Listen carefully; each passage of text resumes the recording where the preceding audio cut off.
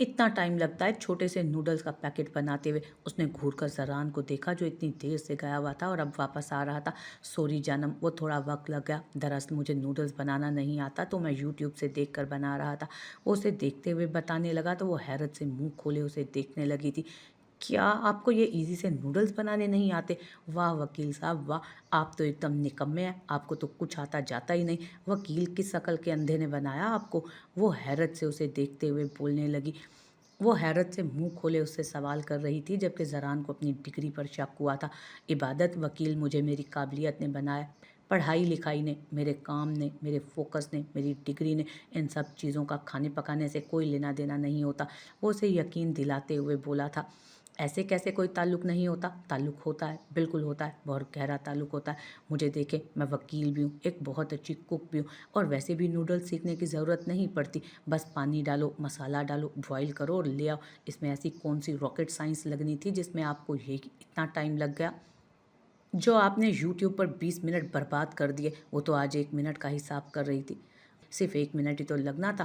ہاں، یہی سیکھ رہا تھا میں کہ نوڈلز ڈالنا ہے، مسالہ ڈالنا ہے، بوائل کرنا ہے اور آ جانا ہے۔ یہی سیکھتے سیکھتے 20 منٹ لگ گئے، اس نے مسکراتے ہوئے بتایا تھا۔ کیا زمانہ آ گیا تھا، ایک ایک منٹ کا حساب دینا پڑ رہا تھا اب۔ چلیں چھوڑیں، معاف کیا آپ کو، نوڈلز مزے کے بنائے ہیں آپ نے، چلیں اب فلم لگائیں۔ وہ اسے ٹی وی کی طرف متوجہ کرتی ریموٹ اس کے ہاتھ میں دے چکی تھی۔ ٹی وی پہلے ہی آن تھا، یعنی وہ چاہتی تھی کہ وہ اس کے ساتھ کوئی ایک آدھی فلم دیکھے۔ عبادت، وہ دراصل تمہیں نہیں لگتا کہ رات کافی زیادہ ہو گئی ہے اور ہمیں سو جانا چاہیے؟ میرے خیال میں یہی بات تقریباً 2-3 مہینے پہلے تک میں آپ کو کہا کرتی تھی، لیکن تب آپ نے میری باتیں نہیں مانی اور اب آپ کو لگ رہا ہے کہ میں پریگننٹ ہو کر آپ کی بات مانوں گی۔ بند کریں بہانے بازیاں اور جلدی سے کوئی فلم لگائیں، اچھی سی، اتنی اچھی تو ہونی چاہیے کہ دیکھ کر مزہ آ جائے۔ اور ہاں، سیڈ فلم مت لگائیے گا، ہمارا بیبی سیڈ ہو جائے گا۔ وہ اسے گھورتے ہوئے بولی تو زران پیچھے بیک گراؤنڈ سے ٹیک لگا کر لیٹا تھا جب وہ اس کے سینے کے ساتھ تکیا رکھ کر اس کے اوپر لیٹ گئی۔ زران نے آہستہ سے اس کے گرد اپنا حصار مضبوط کرتے فلم تلاش کرنا شروع کی۔ عبادت، یہ جو تمہارے موڈ بدلتے ہیں یہ صرف پہلے بیبی کے ٹائم پر ہوں گے یا آنے والے ہر بیبی کے ٹائم پر؟ وہ کچھ سوچتے ہوئے سوال کرتے لگا۔ پتہ نہیں، ہو سکتا ہے ہمیشہ ہوں، ہو سکتا ہے پہلی دفعہ ہوں، لیکن آپ کیوں پوچھ رہے ہیں؟ وہ حیرت سے اسے دیکھنے لگی تھی۔ نہیں، اگر تو یہ پہلی اور آخری دفعہ ہے تو ٹھیک ہے، لیکن اگر آئندہ بھی ایسا کچھ ہونے تو یہ ہمارا پہلا اور آخری بچہ ہوگا، وہ کچھ سوچتے ہوئے بولا جب عبادت نے اسے گھور کر دیکھا تھا۔ مطلب آپ مجھ سے پہلی دفعہ میں اتنے تنگ آ چکے ہیں کہ آپ سیکنڈ بیبی کی پلاننگ ہی نہیں کریں گے؟ وہ غصہ دکھاتے ہوئے بولی جبکہ زران اپنی بات کر کے پچھتایا، کیونکہ اب وہ جانتا تھا کہ ساری رات اسے اس غلط فہمی سے نکالنے میں گزر جائے گی اس کی کہ وہ اس کے پل پل بدلتے موڈ سے خوش نہیں، اور وہ ساری رات اسے نہیں سمجھنے والی تھی۔ اب اس کی ساری رات بینڈ بجنے والی تھی۔ وہ اسے اپنی بات سمجھانے میں کبھی کامیاب نہیں ہو سکتا تھا۔ بے شک وہ پاکستان کا کامیاب ترین وکیل تھا، لیکن اپنی بیوی کے سامنے اس کی وکالت فیل تھی۔ وہ صبح سے ہی بہت خوش تھا کیونکہ آج وہ گھر واپس آنے والا تھا۔ اس کی خوشی کی کوئی انتہا نہ تھی۔ آخر اس ماحول سے اس کی جان چھوٹنے والی تھی۔ اتنا غصہ آ رہا تھا اسے یہاں پر رہتے ہوئے کہ حد نہیں۔ وہ کیسے بھی گھر جانا چاہتا تھا، لیکن 1 ہفتے سے پہلے نہ تو ڈاکٹر نے اسے چھٹی دی اور نہ ہی اس کے بھائی نے اسے چھٹی ملنے دی۔ ایسے میں ایک چیز اچھی ہوا کرتی تھی کہ اس کی خوبصورت بیوی ہر وقت اس کے پاس رہتی۔ اگر وہ کسی کی شکل دیکھ کر اکتا بھی جایا کرتا تھا تو اپنی معصوم سی بیوی کی شکل دیکھ کر فریش ہو جاتا، لیکن ہاں، اس کی بیوی اسے زیادہ تر فریش رہنے نہیں دیتی تھی اپنی بیوقوفانہ حرکتوں کی وجہ سے۔ دیکھیں کون آیا آپ سے ملنے کے لیے، زبر، سرپرائز!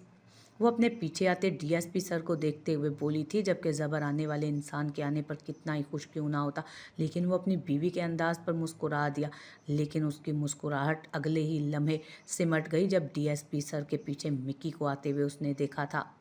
ڈونٹ وری زبر، سرپرائز میں نہیں ہوں، میں تو آتا ہی رہتا ہوں۔ آج کا سرپرائز مکی ہے جو تمہیں گولی لگنے کا سن کر اسپیشل انگلینڈ سے یہاں آیا۔ راتوں رات بہت زیادہ فکر مند ہو گیا تھا تمہارے لیے۔ میں نے بتایا بھی اسے کہ اب تم کافی بہتر ہو، لیکن پھر بھی اس سے رہا نہیں گیا، تم سے ملنے کے لیے اسپیشل پاکستان آیا، اپنا کنسرٹ چھوڑ کر۔ سیال صاحب اسے تفصیل سے بتا رہے تھے جبکہ مکی کو شاک کی کیفیت میں اپنے آپ کو دیکھتے پا کر وہ خود بھی تو شاکڈ ہی تو رہ گیا تھا۔ اوہ زبر، تمہیں کیا ہو گیا؟ یہ کیا حالت بنا کر رکھی ہے تم نے؟ تم یہاں ہسپتال میں ہو، میں تو سنتے ہی یہاں کے لیے نکل پڑا تھا۔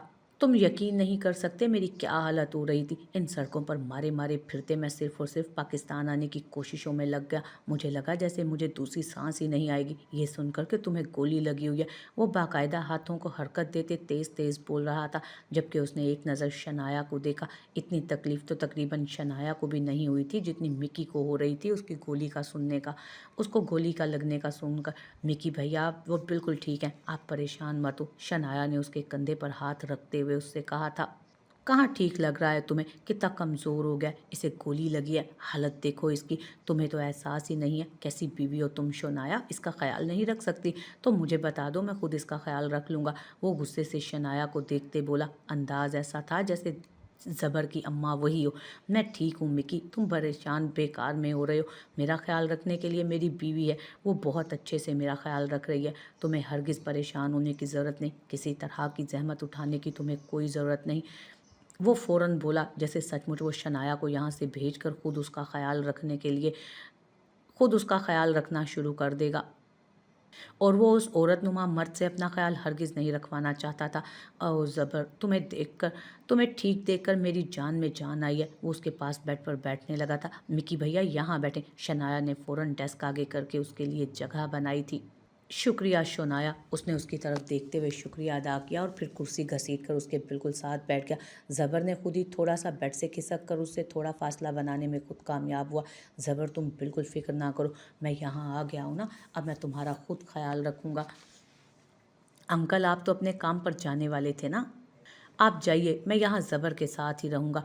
उसने खालिस्तान औरतों वाले अंदाज में अपने हाथ को हरकत देते हुए सयाल साहब से कहा। हाँ बेटा मुझे जाना है, तुम यहीं ज़बर के साथ रहो, मैं निकलता हूँ। उन्होंने मुस्कुराते हुए कहा तो शनाया उन्हें बाहर तक छोड़ने के लिए आ गई थी। शनाया, उसके उठकर बाहर की तरफ कदम बढ़ाने पर उसने बेबसी से उसे पुकारा। वो अपने बाबा को दरवाजे तक छोड़ने जा रही है। ज़बर अभी वापस आ जाएगी, जाओ शनाया बेबी, फिक्र मत करो, मैं यहाँ ज़बर के साथ ही हूँ। उसने उसकी तरफ देखते हुए कहा तो शनाया मुस्कुराकर कमरे से निकल गई थी, जबकि ज़बर का बस नहीं चल रहा था कि भागकर उसके पीछे ही कमरे से बाहर निकल जाए। बस कम से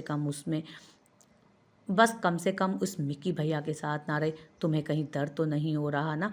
उसने आहिस्ता से अपना नर्म मुलायम सा हाथ, जो पता नहीं कौन से ट्रिक्स यूज़ करके इतना सॉफ्ट बना हुआ था और नाजुक बना हुआ था, उसके बाजू पर रखते हुए पूछा। नहीं बिल्कुल नहीं, मैं बिल्कुल ठीक हूँ अल्हम्दुलिल्लाह।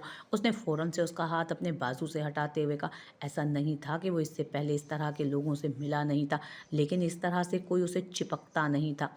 ओह ग्रेट, ये तो और भी अच्छा हो गया। तुम्हें पता है मुझे तुम्हारी बहुत फ़िक्र हो रही थी। वो दिल बराना अंदाज में उसे अपनी कैफियत बताने लगा। शनाया पता नहीं कहाँ रह गई थी। थोड़ी देर तक उसे अपने आप को अजीब निगाहों से देखते पास ज़बर बोला था। कहाँ जाएगी, उसे यहीं आना है, अपने बाबा को नीचे ड्रॉप करने के लिए गई है। तुम बोर हो रहे होगे ना, मैं तुम्हारा मसाज करूं? वो उसके बालों की तरफ अपना हाथ ले जाते हुए बोला। नहीं नहीं हरगिज़ नहीं, कोई ज़रूरत नहीं है। वो उसे फासला बनाते बेड से बस नीचे गिरने को अब हो चुका हुआ था। तुम नीचे गिर जाओगे। वो उठकर खड़ा होता उसके कंधे पकड़कर वापस उसे सीधा कर चुका था। वो दिखता नाजुक सा था, लेकिन वो नाजुक हरगिज़ नहीं था।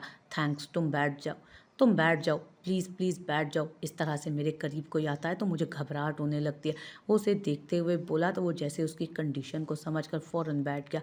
घबराहट क्यों होने लगती है तुम्हें? मैं तुम्हारी केयर कर रहा हूँ, मैं बैठ जाता हूँ यहाँ, तुम्हें परेशान होने की ज़रूरत नहीं। वो कुर्सी खींचता हुआ उसके करीब बैठ गया था तो ज़बर ने सुकून का सांस लिया था एकदम से। नहीं, असल में मेरे इतने करीब सिर्फ मेरी बीवी आती है और कोई नहीं। एडजस्टिंग प्रॉब्लम, और मैं किसी और को एडजस्ट नहीं कर सकता इतना करीब। वो वजह बताते हुए अपने माथे से पसीना साफ कर रहा था। खुदा के लिए कोई तो आ जाओ, वरना ये औरतनुमा मर्द मुझे लूट लेगा। हेलो, इसकी आंखें कितनी अजीब हैं, इस तरह तो आज तक किसी औरत ने मुझे नहीं देखा। या अल्लाह, किसी को तो भेज दें। वो आसमान की तरफ देखते दिल ही दिल बोला था।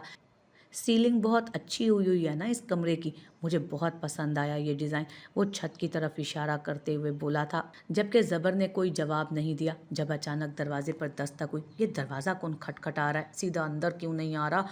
उसने हैरत से दरवाजे की तरफ देखते हुए उससे पूछा था, जो कंधे उचका गया। ज़बर, मिकी भैया, ये दरवाज़ा क्यों लॉक हो गया, खोलें दरवाजे को। बाहर से शनाया की आवाज़ आई। लॉक? लॉक कैसे हो गया? ज़बर को तो झटका लगा। I don't know. मिकी ने कंधे उचकाए। जाओ देखो दरवाज़ा। शनाया शायद बाहर से बंद है। जाओ ना, तुम यहाँ क्यों बैठे हो? उसने उसे दरवाजे की तरफ जाने का इशारा किया था तो वो फ़ौरन ही उठकर दरवाजे के पास आया, लेकिन दरवाज़ा सचमुच में बाहर से लॉक था। शनाया बेबी, बाहर से दरवाज़ा लॉक है, खोलने की कोशिश करो। यहाँ से नहीं खुलेगा, ये बाहर से ही खुलेगा। उसने जैसे शनाया को समझाना चाहा, जबकि ज़बर तो ऊपर की सांस ऊपर और उसकी नीचे की नीचे रह गई थी।